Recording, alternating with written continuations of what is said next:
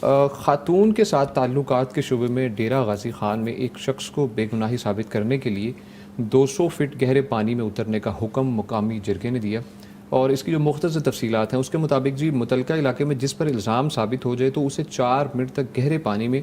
رہنا پڑتا ہے، اور پانی میں رہتے ہوئے سر پانی کے اندر رکھنا ہوتا ہے، اور اس دوران اگر ملزم پانی کی سطح پر آ جائے تو اسے بے گناہ تصور کیا جاتا ہے، اور اگر ڈوب جائے تو قصوروار تصور کیا جاتا ہے، اور خاص طور پہ اس کی کمر پر رسی باندھی جاتی ہے تاکہ اگر ڈوبنے کی وجہ سے لاش پانی میں رہ جائے اس کو باہر نکال لیا جائے۔ اس سلسلے میں آپ سے جو شرعی رہنمائی درکار ہے کہ اسلامی شریعت میں کسی شخص پر جو بدکاری ہے اس کا الزام ثابت کرنے کے لیے کیا شرعی معیار مقرر کیے گئے ہیں؟ کیا صرف شک یا گمان پر کسی کو مجرم قرار دیا جا سکتا ہے مفتی صاحب؟ الحمدللہ والصلاة والسلام علی رسول اللہ، اما بعد۔ شریعت نے کسی جرم کے اس بات کے لیے جو طریقہ بتایا ہے وہ بینہ ہے، وہ گواہ ہے۔ اچھا، تو بینہ، گواہ، اور پھر ہر ایک جرم کے متعلق الگ الگ نصاب ہے۔ چوری ہے تو چوری کے اس بات کے لیے 2 گواہ یہ ضروری ہے، ٹھیک ہے، جو عادل بھی ہوں، متقی ہوں، پرہیزگار ہوں، مسلمان ہوں۔ اور اسی طرح جو زنا ہے، بدکاری ہے، اس کے متعلق گواہ شریعت نے 4 بتائے ہیں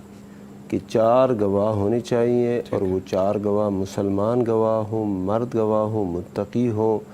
اور اللہ کے صالح بندے ہوں۔ وہ گواہی دے دیں کسی اس جرم کے متعلق کہ انہوں نے اپنی آنکھوں سے دیکھا ہے کہ یہ شخص فلاں عورت کے ساتھ بدکاری کر رہا تھا، اور جس طرح ایک خاوند بیوی کے ساتھ جمع کرتا ہے اسی طرح اس کو دیکھا گیا ہے کہ اس کا اعلی تناسل اس کے فرج میں داخل تھا۔ یہ دیکھے گا، ایسی گواہی دے گا تو یہ ہے جرم زنا کے اس بات کے لیے یہ ایک اصول، نصاب اور بینہ، ٹھیک ہے، یہ اس کے لیے یہ ہے۔ اور یا پھر بندے کا اپنا اقرار ہے، جو مجرم ہے وہ خود اقرار کرے، اور اس میں جو زیادہ راجح قول ہے وہ یہ ہے کہ وہ بندہ اپنے اختیار سے، بغیر جبر کے، بغیر اکراہ کے، بغیر مارے جانے کے، ضرب و شتم اور زبردستی کے، وہ اپنی رضا اور خوشی سے وہ اقرار کرے 4 مرتبہ کہ اس سے یہ جرم سرزد ہو گیا ہے، لہذا اس کو سزا دی جائے۔ ٹھیک ہے، تو اب یہ جو صورت بنتی ہے تو اس صورت میں بھی اس کو سزا دی جائے گی۔ اس کے علاوہ اور صورتوں میں یہ جو بڑا جرم ہے، زنا والا جرم ہے، یہ ثابت نہیں ہوتا۔ ہاں کوئی شک شبہ ہو جائے تو یہ قاضی جو ہے اس شخص کو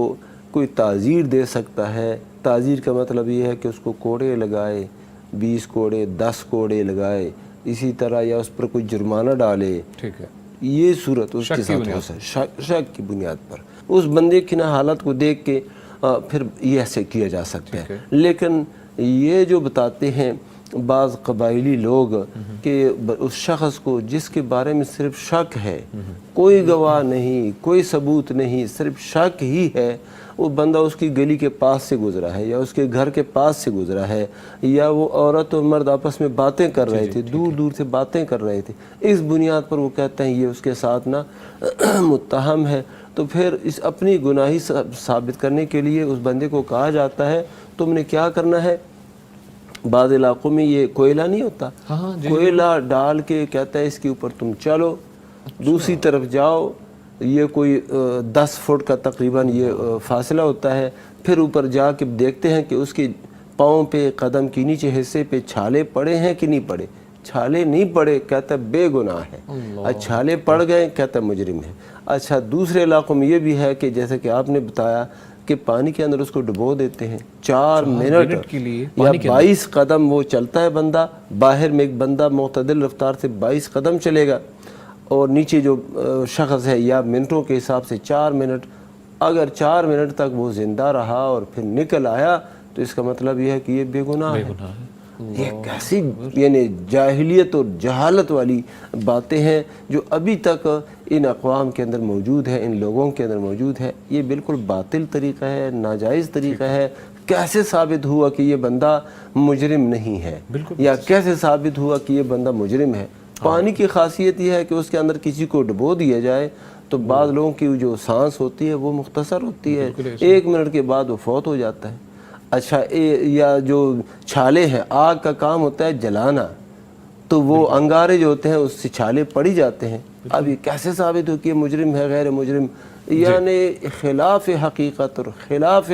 जो है ना शरीयत बातें ये करते हैं, बिल्कुल गलत है।